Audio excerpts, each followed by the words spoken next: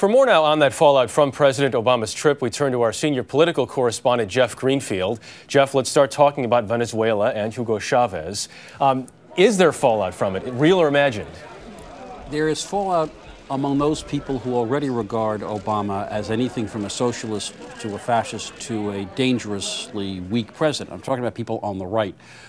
If it doesn't spread beyond that, you're going to have the same situation where about 30% of the country really regards him negatively, but the rest says, so far, so good. All right, let's talk also domestically now about Cuba. What has changed inside this country that makes these overtures more effective now? First thing is time.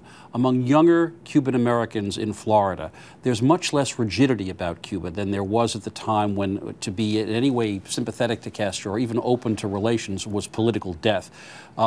We see that among what happened in '08, and we also see among conservative groups, the American Farm Bureau, the U.S. Chamber of Commerce, a desire to open markets in Cuba. You know, green is sometimes more significant than red.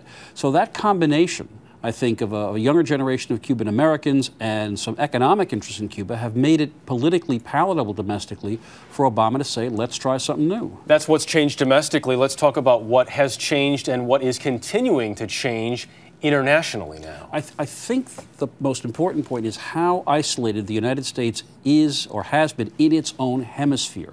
There was a time when Cuba was pushed out of the Organization of American States, when basically Latin America was an American, if not satellite, they did America's bidding. Now you have governments, not just Chavez, you have Daniel Ortega back in power in Nicaragua, you have left or center-left governments in Chile, Brazil, Argentina, Bolivia, and the United States has been isolated. And for those countries, an end to this Cuban isolation on the part of the U.S. is almost an essential. But let's be careful to point out that things also have to change inside Cuba as well. Absolutely. It is not only a repressive Marxist-Leninist state, it is also a retro-state economically. I mean, even in China, which is an authoritarian regime, you got Walmarts and you got McDonald's there. Cuba is an economic, it's like the 8-track tape of economies, and if they don't open up both politically and economically, it's going to be very hard for Obama to say, see, I got a quid pro quo here, they're moving, and therefore let's start something new.